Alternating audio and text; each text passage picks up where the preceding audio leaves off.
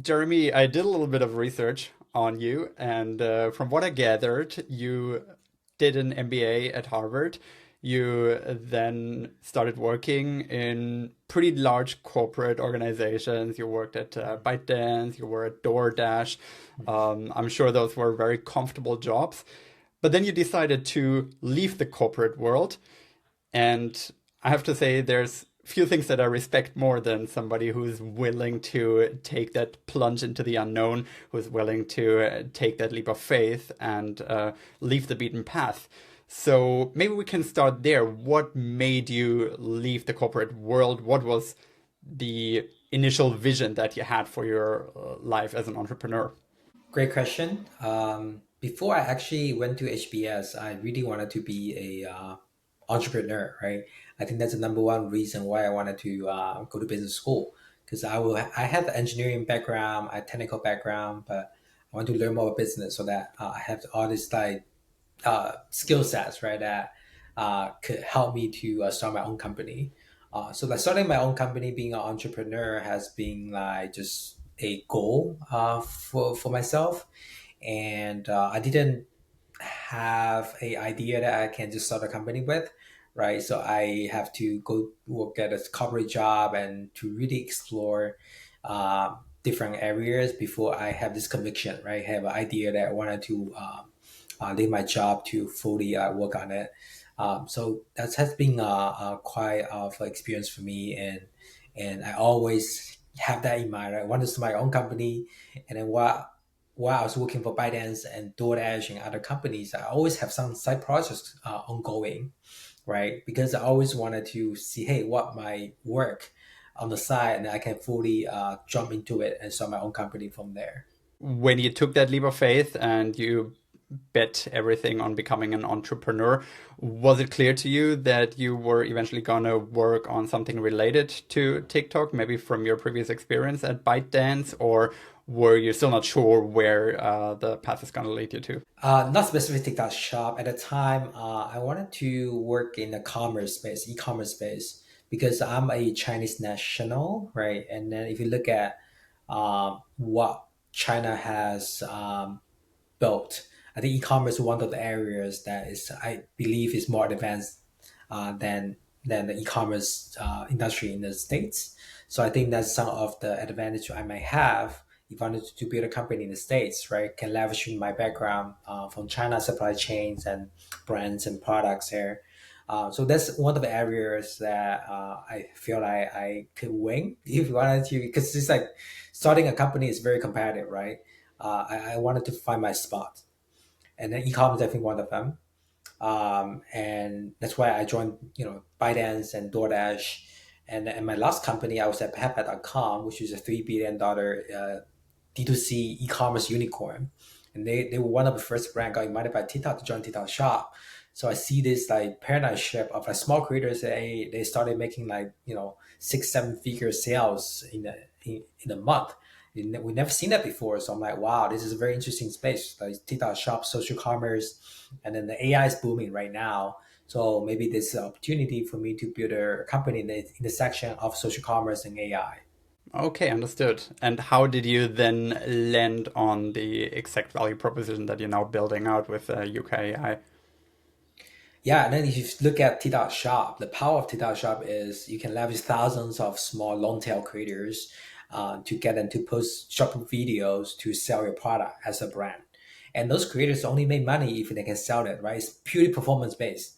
It's nothing like fluffy, nothing like there's no vanity metrics like influencer marketing where you pay creators $1,000 a video and you don't even know the results, right?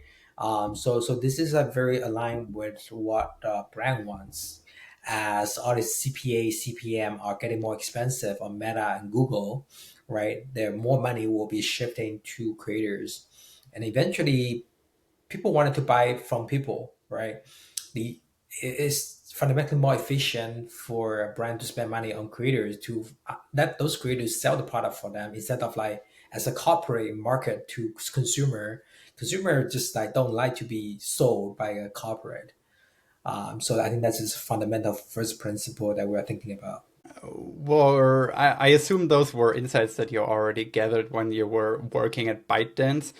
Did you then also identify the pain points that you're now trying to solve with Yuka.ai already back then, or was that something that just came from doing more research into social commerce and the current state of it?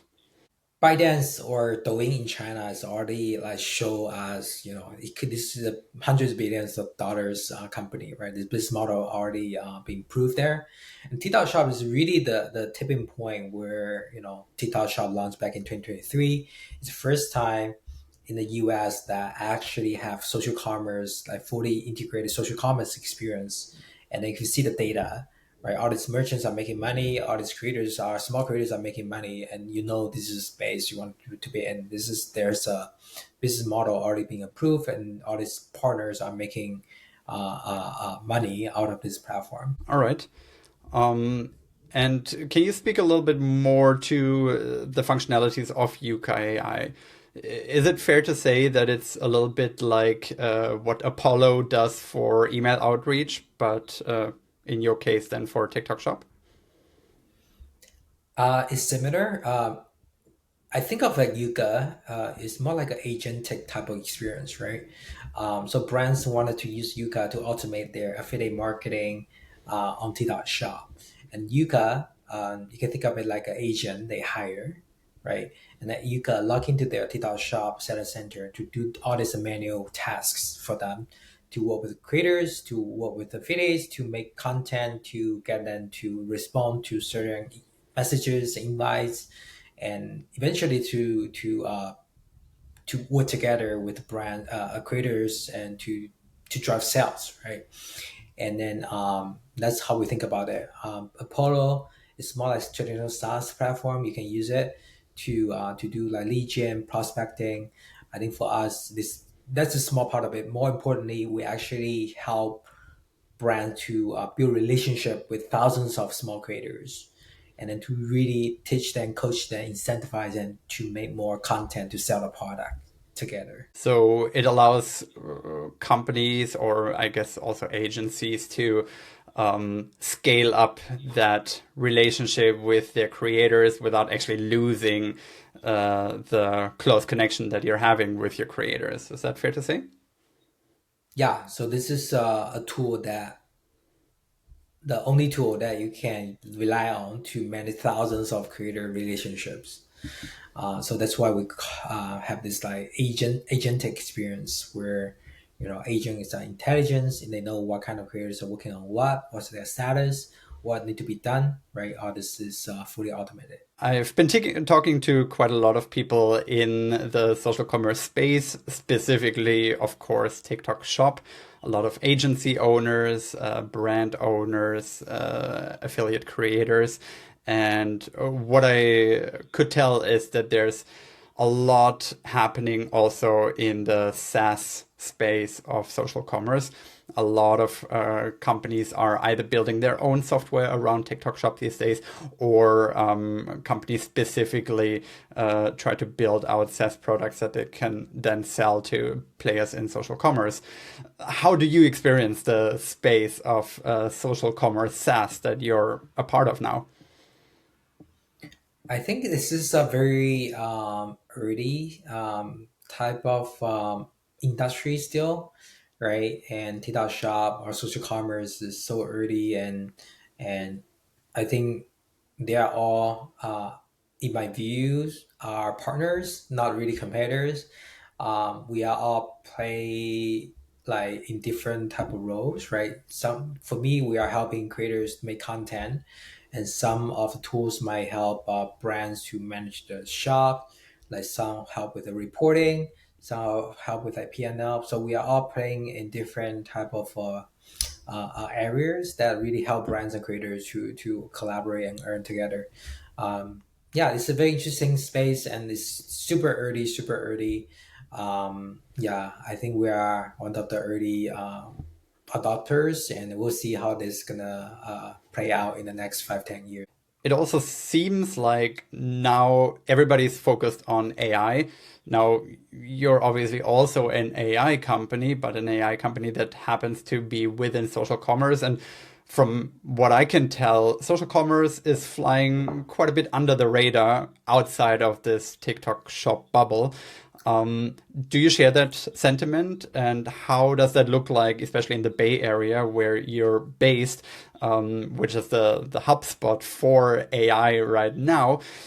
Is there any talk around social commerce, or is that an afterthought, if even, for people and investors?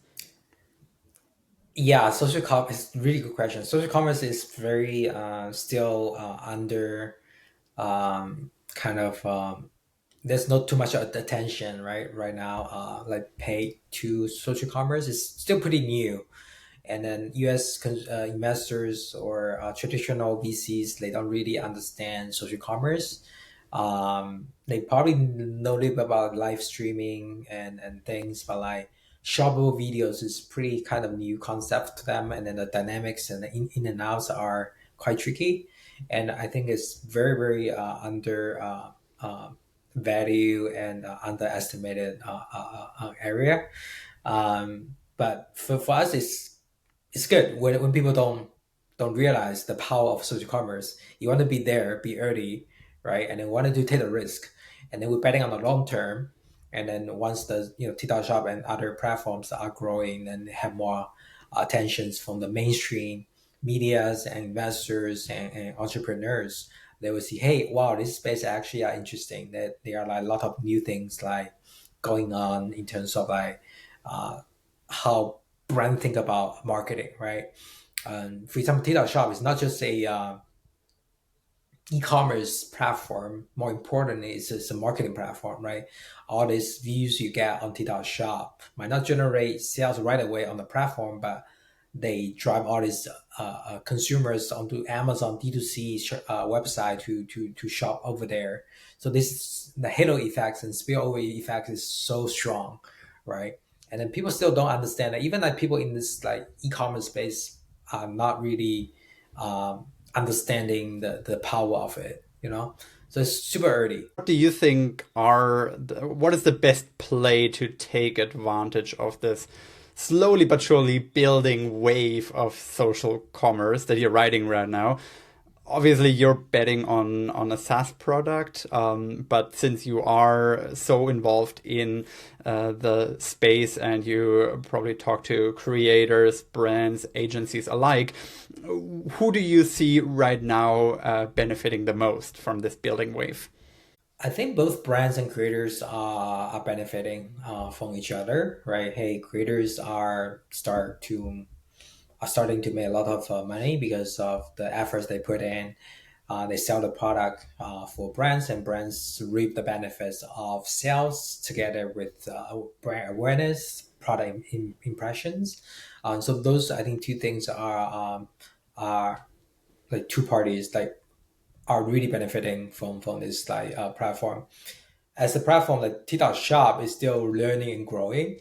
I think it's for them is like the most valuable thing is the learning, right? How to localize what they have built in China, in the U.S. market, and then just being able to um, tune different parameters, right? For example, in China, like 70% of sales are from live, but here 70% of sales are from affiliates, right? It's very like different dynamics. Right. So how to adapt and learn, I think the learning experience and is very important for Binance or TikTok Shop. And then for us, the SaaS companies here also um, trying to adapt, right? Hey, this is not a Amazon type of like very stable, mature platform. Every day there are things that are going on, right? So as a SaaS company, we have to update our product very frequently. We're building a startup on top of another ever-changing startup, right? So it's just very Right. interesting time. Yeah. Yeah, I could imagine that there are a lot of variables and a lot of shifting ground underneath your feet. But that's Yes. the life of an entrepreneur, right? You gotta love it. Yeah, it's a double speed, right? Watching a movie double speed.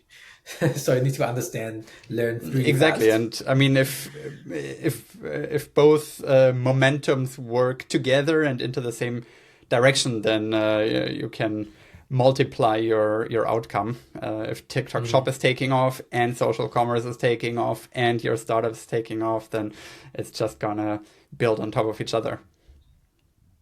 That's the hope. Um, yeah, exactly. It's a big bet, but I, for one, think that it can work out just fine.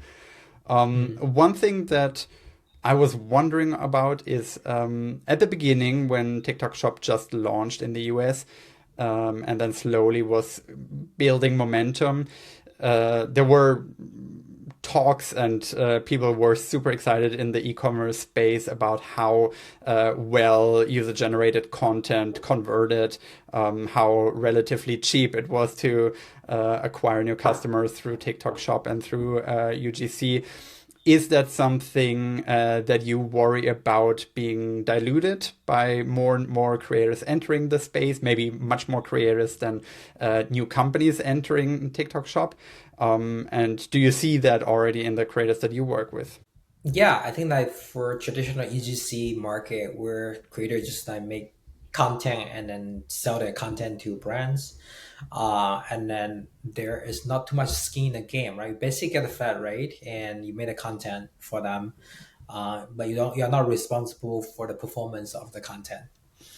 And I think that model is not as effective as more like affiliate type of model where both party have a skin in the game, right? The creators, you need to make content to sell the product. It's a very clear goal, right? And for you, the more you sell, the more money you earn. So I think that the kind of like upside and things will unleash more creativity from the creators, and then brands get more better content, right, to run ads and to do different things. So I think that's kind of a trend that we've seen, that like more creators willing to take this sponsorship or commission based deals. um, and I think that has probably eating out some of the UGC market share. When we linger a little bit more on the topic of UGC, there's a lot of ongoing discussion around AI created UGC. Uh, AI, I think, will have a huge impact on social commerce for better, but maybe also for worse if the platforms just get flooded with AI generated content. And at some point, you can't even differentiate what is real and what isn't anymore. Is that something that you're already seeing? And are you worried that that will maybe undermine your own business model? um, the thing I believe in is still people want to buy from people, right? I don't think people wanted to just buy from a AI, and fundamentally, it's not very it's not a good experience if you just start looking at all these AI videos without human touch, right? Um, I just can't imagine myself like buying a product from AI without too much of social proof. Unless this AI is made by some creators I know, right? Which is a completely different story. But I think that that part of thing is not going to be a mainstream. Like I'm betting on creators that make creator like content, and they can use AI to multiply the content. I think that's the right way to use it. Right? Hey, if you spend 20 minutes to make one video with AI, can you make 20 video within those 20 minutes? Right? Like AI can help you to cut maybe like 20 minutes video into like 20 short form, 30 seconds video, something like that. I think that's a powerful tool for creators to use. But you're thinking about just completely AI generated video. um, I think it's probably not going to be mainstream. Yeah. Are you worried though that soon we're not going to be able to tell if something is AI or not anymore? I agree with you that I don't want to buy from an AI bot, but what if I can't say if it is an AI bot or not? Yeah, I think that's the fundamental thing about the trust, right? As a platform, you probably wanted to cultivate trust. Like TikTok, they label like AI videos, right? They ask you to label this as an AI video.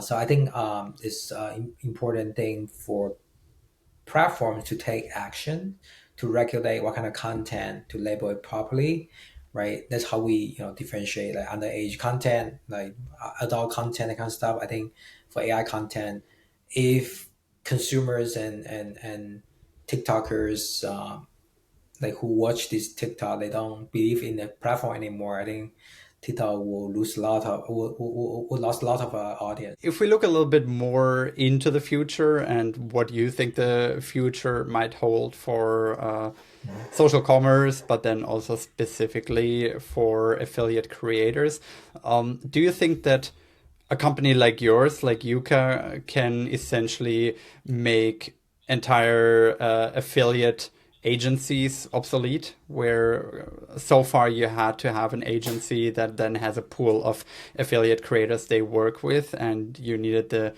agency as an intermediary to get in touch with those, when now it's able to just do the outreach through your tool, right? That's a goal. If I mean in the long term, if we can make this tool so powerful that's require very minimum human in the loop, then there's a world where brands can just use it and run with you know um, run it with creators. And I think that fundamentally it's better experience, right? Like brands should be should have control over that messaging. So it should ideally you shouldn't do it through a third party, right? And the agency have to learn about your brand, have to kind of like translate what you wanted to do with the creators. But like if you can just talk with the creators directly, and that will be a much better experience for both creators and brands. And I know, but fundamentally, a lot of brands still need help, right? They might not have this bandwidth to do it. But our goal is to make it easier, like very very simple for them. So hopefully, more brands will be able to take this in house without going through a agency in the long term. What do you think the if affiliate space within social commerce will look like in the next 5 years? What trends do you see? What changes do you foresee 5 years from now to be implemented? Yeah, I think in the affiliate space, I would imagine there gonna be a better tool for creators that they can really have a way to get brand deals from different platforms. So currently, like as a creators, you need to like use what LTK, you need to use Amazon Associate, different tools to enable to in order to access different brand deals, which is not a great experience for creators, right? And then I think there should be an all-in-one type of platform for creators to manage everything, and then to work with the brands they love. Same for brands. Brands need to have an all-in-one platform to collaborate with the creators across platforms, and hopefully we can be that layer between brands and creators in the long term. And I think fundamentally, if given the product, given the budget, brands can run this through a platform and then get a clear ROI, and they can compare this return with their ad spend, for example, and then realize, hey, actually it's more cost efficient to run this through a network of creators instead of I spend like $10,000 on meta ads. Then I think it's a huge win for creators, for creator economy, right? Hey, you actually prove that um, as creators is a more powerful distribution channel for brands. Right. Um, from your experience with Yuka, what are some of the best ways to work with creators as a brand? So, if you're a brand and you're looking to reach the highest converting affiliate creators out there, what strategies should you follow?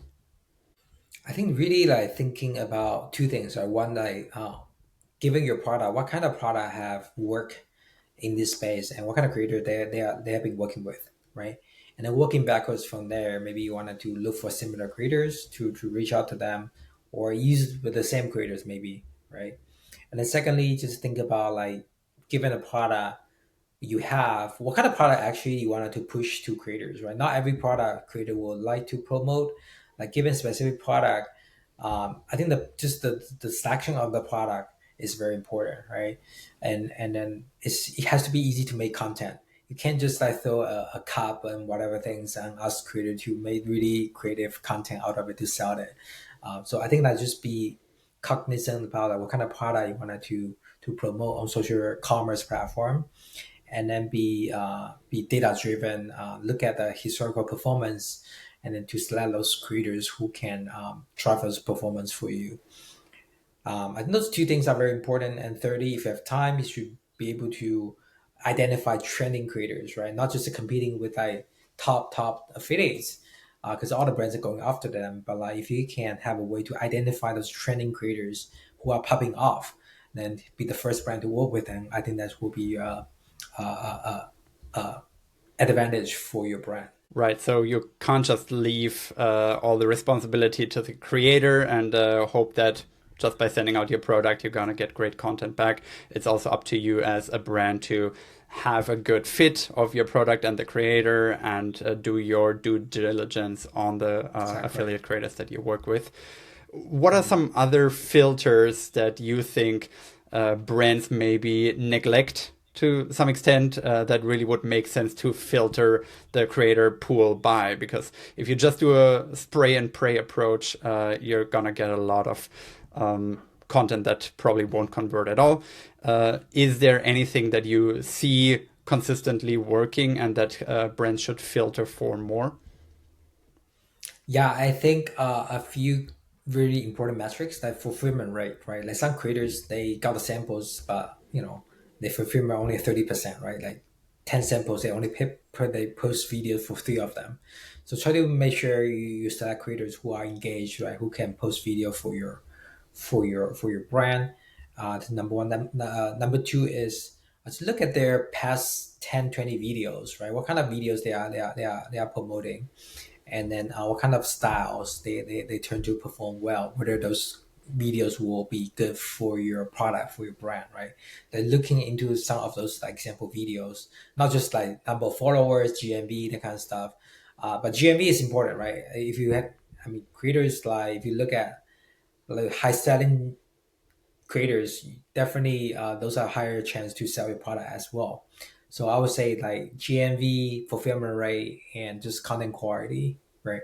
Those are three things I will look at to determine whether those creators are a good fit for your brand or for your product. Yeah, I think that already goes a long way for brands that are just getting started in this space. And for most brands, that's the case, right? Social commerce is still very new. It's the new cool Yeah. kid on the block. But if people like you can help brands to avoid the common pitfalls, I think that's already super helpful. Jeremy, I know that you have other appointments to go to, so I want to be thoughtful of your time. Where can people check out Yuka? Where can people check out you? Where do you want to redirect people? Yeah, if you want to check out Yuka, go to Euka.ai. It is our website. And if you wanted to contact me, you can reach out to me on LinkedIn, Jeremy Ding. I think my name is pretty easy to find, and you can DM me, and then we can chat more. Awesome. Jeremy, thanks so much for coming on. Thank you so much, Maurice, for having me today. Looking forward to more conversations with you.